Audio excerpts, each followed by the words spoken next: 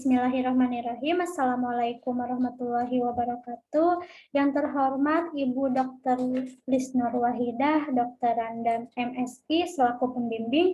Yang saya hormati Bapak Dr. Yayat Karyana MSI selaku penguji pertama, dan yang saya hormati Bapak Dr. Suwanda MS selaku penguji kedua. Sebelumnya, perkenalkan, nama saya Nurul Eka Nurkumala dengan NPM 1006001176065 dari Prodi Statistika Fakultas Matematika dan Ilmu Pengetahuan Alam Universitas Islam Bandung. Pada kali ini saya akan mempresentasikan hasil penelitian saya yang berjudul Pemodelan Regresi Harga Poisson untuk mengatasi overdispersi pada kasus jumlah korban meninggal dan hilang akibat bencana banjir di Jawa Barat tahun 2018. Adapun beberapa poin yang akan saya sampaikan, yaitu yang pertama pendahuluan, yang kedua tinjauan pustaka, yang ketiga bahan dan metode yang digunakan dalam penelitian ini, yang keempat hasil dan pembahasan, dan diakhiri dengan kesimpulan dan saran. Bab 1 pendahuluan. Mengenai bencana, menurut Undang-Undang Nomor 24 Tahun 2007, bencana merupakan peristiwa atau rangkaian peristiwa yang mengancam dan mengganggu kehidupan masyarakat yang disebabkan baik oleh faktor alam, faktor non-alam, maupun faktor manusia. Dari pengertian ini dapat diambil kesimpulan bahwa bencana terbagi menjadi 3, yaitu bencana alam, non-alam, dan bencana sosial atau bencana faktor manusia. Kejadian bencana alam di Indonesia ini merupakan salah satu negara yang memiliki tingkat kerawanan bencana alam cukup tinggi. Oleh sebab itu, menurut Setiawan dan Hermon, berbagai fenomena seperti gempa bumi dan erupsi gunung api sering terjadi di Indonesia. Selain itu, ada juga bencana yang disebabkan oleh faktor hidrometeorologi yang selalu meningkat setiap tahunnya. Contoh faktor hidrometeorologi ini yaitu seperti cuaca ekstrim, longsor, banjir, dan lain sebagainya. Dikarenakan menurutnya itu banjir selalu meningkat setiap tahunnya, maka faktor hidrometeorologi ini lah yang sering terjadi di Indonesia. Banjir ini merupakan suatu bencana yang dapat menyebabkan kerusakan dan kerugian. Tetap untuk bencana banjir ini tidak hanya disebabkan oleh faktor alam, tetapi juga disebabkan oleh faktor sosial. Menurut BNPB, kejadian banjir ini tidak memakan korban yang begitu banyak, namun memakan kerugian material yang cukup besar. Maka di akibat alasan inilah regresi yang dapat digunakan adalah regresi Poisson. Namun untuk regresi Poisson ini memiliki syarat bahwa nilai regam itu harus sama dengan nilai rata-ratanya. Terkadang dalam praktiknya nilai regamnya akan lebih besar dari nilai rata-ratanya sehingga akan mengakibatkan overdispersi. Maka untuk mengatasi masalah overdispersi ini menggunakan model regresi Hartle-Poisson. Kenapa saya memilih banjir? Menurut tren kejadian bencana Indonesia, bencana yang sering terjadi setiap tahunnya dan terus meningkat adalah bencana banjir. Menurut Sapina tahun 2018 dan juga menurut data World Risk Report tahun 2018, Indonesia menduduki urutan ke-36 dengan indeks risiko 10,36 dari 172 negara paling rawan bencana alam di dunia. Di sini ada grafik dari tahun 2015 sampai 2018 bahwa tiap tahunnya itu kejadian banjir selalu meningkat. Sumber dari data BNPB. Kemudian kenapa saya memilih bencana banjir di Jawa Barat? Karena pada tahun 2010 ini Jawa Barat memiliki kejadian banjir yang terbesar di provinsi Jawa Barat di Indonesia, yaitu sebanyak 863 kejadian banjir dengan kabupaten yang paling banyak itu di Kabupaten Bandung, kejadiannya itu 208 kejadian banjir. Lalu kemudian tahun 2018 sampai 2020 itu terjadi kejadian 344 kejadian banjir di Jawa Barat. Penelitian yang relevan penerapan data count dengan menggunakan regresi Hartle-Poisson 2016 oleh Redica Julianda, Hanar Herhianto, dan Bambang Afif PM pada data banyak kematian ibu di Provinsi Jawa Barat tahun 2015.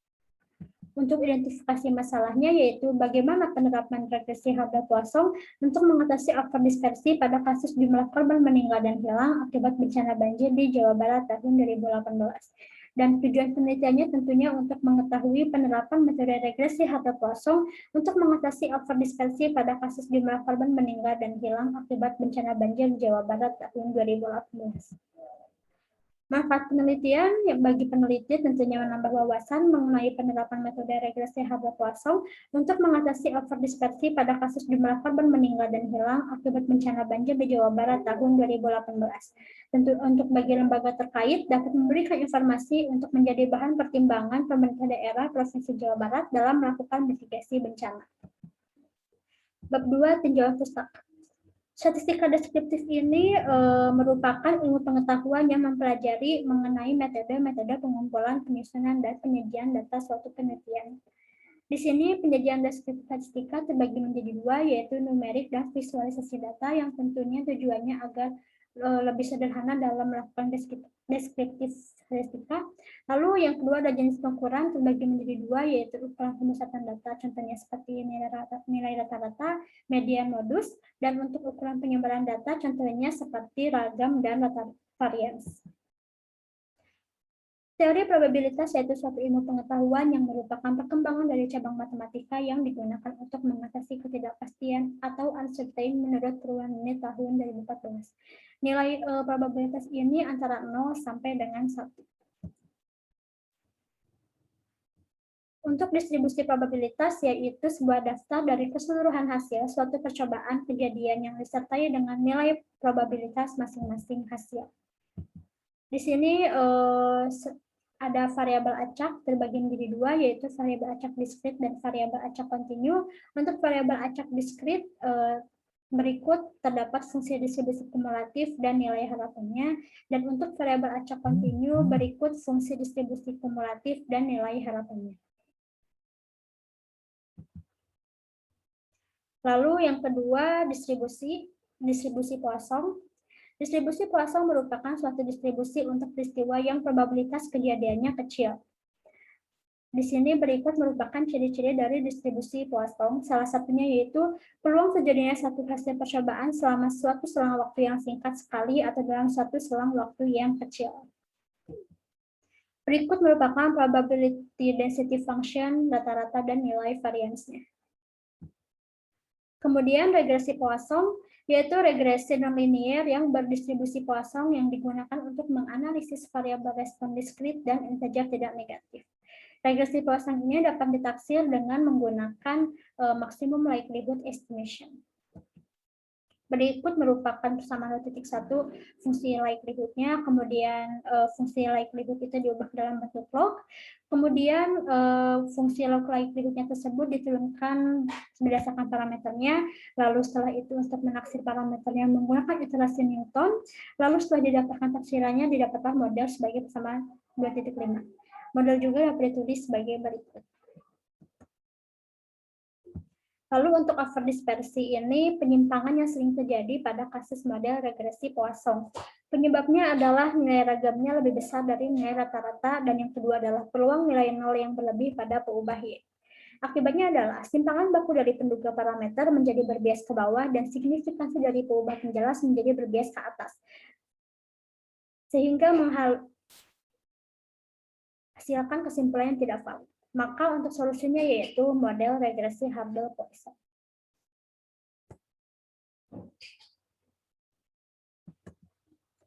Tahapan untuk overdispersinya sebagai berikut. Untuk hipotesis, statistika ujinya seperti pada persamaan 2.12. Kriteria ujinya yaitu telak Hanel jika nilai parameter dispersinya lebih dari 1. Lalu untuk multikolinearitas, tahapannya sebagai berikut. Hipotesis, statistika uji dengan rumus VIF dan toleransinya. Kriteria ujinya tolak Hanel jika nilai VIF-nya kurang dari 10 atau nilai toleransinya lebih dari 0,1. Lalu untuk regresi Haber-Poisson terbagi menjadi dua model, yaitu model logit dan model Chern-Poisson. Model logit ini untuk model data biner yang bernilai 0 dan positif, sedangkan untuk Chern-Poisson untuk model yang bernilai data yang bernilai positif saja. Di sini terdapat fungsi probabilitasnya. Kemudian di sini juga terdapat berikut distribusi peluangnya dari model Haber. Lalu juga di sini terdapat persamaan distribusi peluang dari model Haber sebagai berikut. Lalu kemudian di sini juga terdapat distribusi sebagai berikut. Distribusi model Haber-Poisson. Lalu untuk tahapan model Harda Poissonnya itu kan ada dua, logit dan Charcot Poisson. Di sini terdapat tahapan dari tahapan model logit hingga akhirnya seperti pada persamaan 2.18 setelah dilakukannya substitusi dan melinearkan persamaan 2.17. Lalu kemudian untuk pemodelan kedua, Charcot Poisson seperti pada persamaan 2.19 sebenarnya terusan dari model logit. Lalu di sini terdapat model peluang dan fungsi kemungkinan dari model regresi Harda Poisson seperti pada persamaan 2.20 dan 2.21. Lalu di sini untuk menaksir parameternya menggunakan algoritma Broyden-Fletcher-Goldfarb-Shano yang dikembangkan oleh Broyden-Fletcher-Goldfarb-Shano dari algoritma Quasi-Newton. Di sini terdapat persamaan alfa dan betanya. Berikut penjelasan-penjelasan mengenai I dan lambda I-nya tentunya untuk masing-masing parameter alfa dan beta. Lalu di sini G merupakan fungsi derivatif pertama turunannya dari log likelihood, kemudian H merupakan matriks Hessiannya. Berikut merupakan penjelas simbol dari matriks Hessian. Kemudian persamaan akan terus berulang hingga didapatkan estimasi parameter yang konvergen, yaitu pada saat sig absolut alpha I plus 1 min alpha I lebih kecil dari E, begitupun juga untuk parameter beta, di mana E-nya merupakan bilangan yang sangat kecil mendekati 0, yaitu 10 pangkat min 5.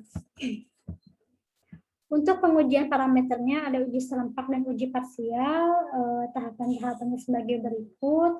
Kemudian untuk uji parsial pun tahapan-tahapannya sebagai berikut. Lalu bab 3 bahan dan metode. Bahan penelitian di sini saya menggunakan data sekunder yang didapat dari BPS Jawa Barat dan BNPB daerah Jawa Barat yang terdiri dari 1 variabel dependen dan 4 variabel independen. Dengan datanya itu mengenai kasus jumlah korban meninggal dan hilang akibat bencana banjir di Jawa Barat tahun 2018 yang memiliki 27 pengamatan.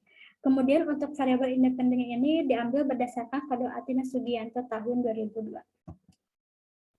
Sini terdapat tabel 3.1 variabel-variabel penelitiannya dan tabel 3.2 data jumlah korban meninggal dan hilangnya. Untuk X2 ini satuannya meter kubik dan untuk X4 ini satuannya kilometer persegi. Untuk prosedurnya, pertama eksplorasi data statistika, yang kedua mencari multikolonialitas, yang ketiga memeriksa model regresi Poisson, yang keempat mendeteksi kasus avaristrasi, yang kelima pemodelan regresi Harda Poisson, dan yang terakhir melakukan pengujian serempak dan parsial. Bab 4 hasil dan pembahasan. Di sini didapat menggunakan software SPS Statistika bahwa tabel 4.1 ini semua variabel dependen dan independennya itu memiliki 27 pengamatan dan pada jumlah korban meninggal dan hilang ternyata rata-ratanya 0,407407 dan ragamnya itu 1,635. Di sini dapat kita simpulkan bahwa karena nilai ragamnya itu lebih besar dari nilai rata-rata, maka data tersebut mengalami masalah overdispersi. Lalu untuk pemeriksaan multikolinearitas menggunakan software RStudio, di sini dalam tabel 4.2 didapat bahwa semua nilai VIF dari variabel independennya itu kurang dari 10 nilainya, sehingga dapat disimpulkan bahwa tidak ada variabel yang mengalami masalah multikolinearitas. Lalu untuk model regresi Poisson, di sini saya menggunakan software RStudio, didapat nilai likelihood-nya yaitu 24,68 dengan p-value-nya 0,000, maka dapat disimpulkan karena p-value-nya itu lebih kecil dari 0,1 pada taraf nilai 10%, maka dapat diambil kesimpulan bahwa model regresi Poisson ini signifikan. Di sini pada tabel 4.3 didapat model yang parameter yang signifikan yaitu parameter X1 dan parameter X3. Berikut merupakan model yang didapat. Berikut merupakan interpretasinya untuk koefisien X1, setiap kenaikan 1% jumlah kejadian banjir, maka akan menyebabkan jutaan jumlah korban meninggal dan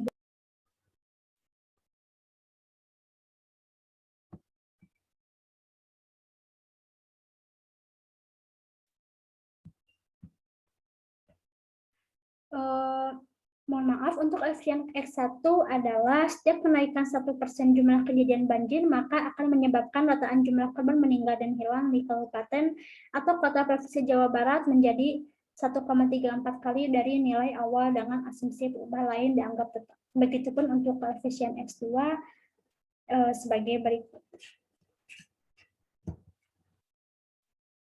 Lalu untuk pemeriksaan after dispersi menggunakan software RStudio version, di sini didapat bahwa nilai parameter dispersinya itu 1,0531, alfanya 10%, dapat disimpulkan karena parameter dispersinya lebih dari 1, maka data mengalami over dispersi pada taraf nyata 10%.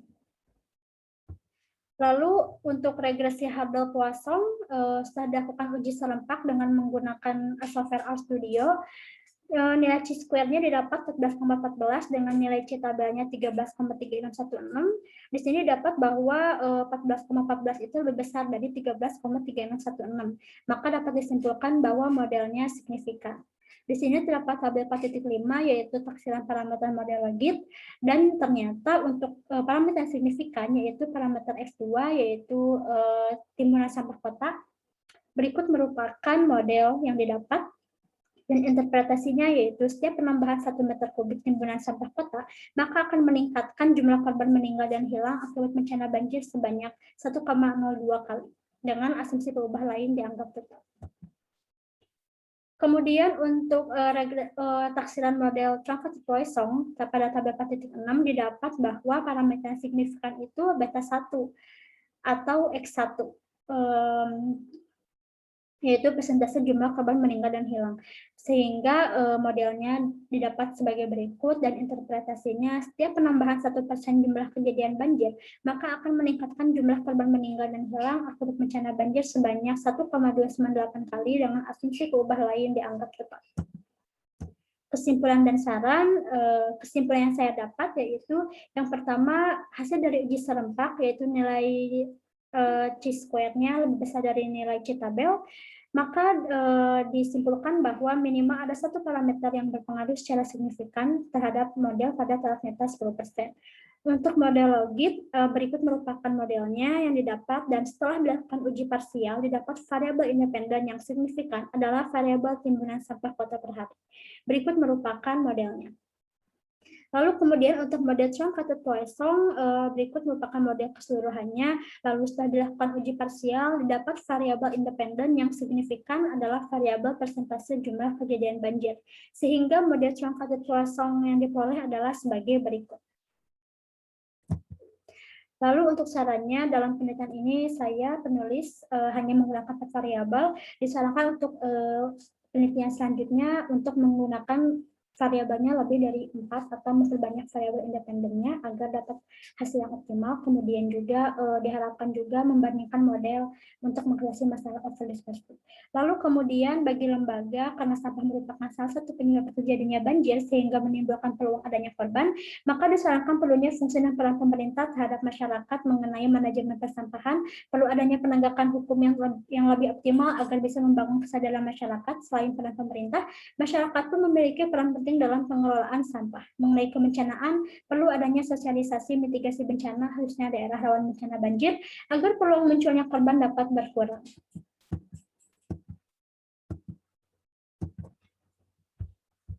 Alhamdulillah segala puji bagi Allah saya ucapkan atas segala keberhasilan saya pada hari ini. Dalam melaksanakan seminar penelitian ini, mohon maaf jika terdapat salah kata ataupun salah penulisan.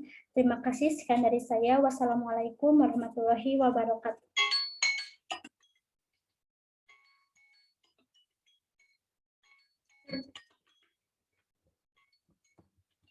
Udah?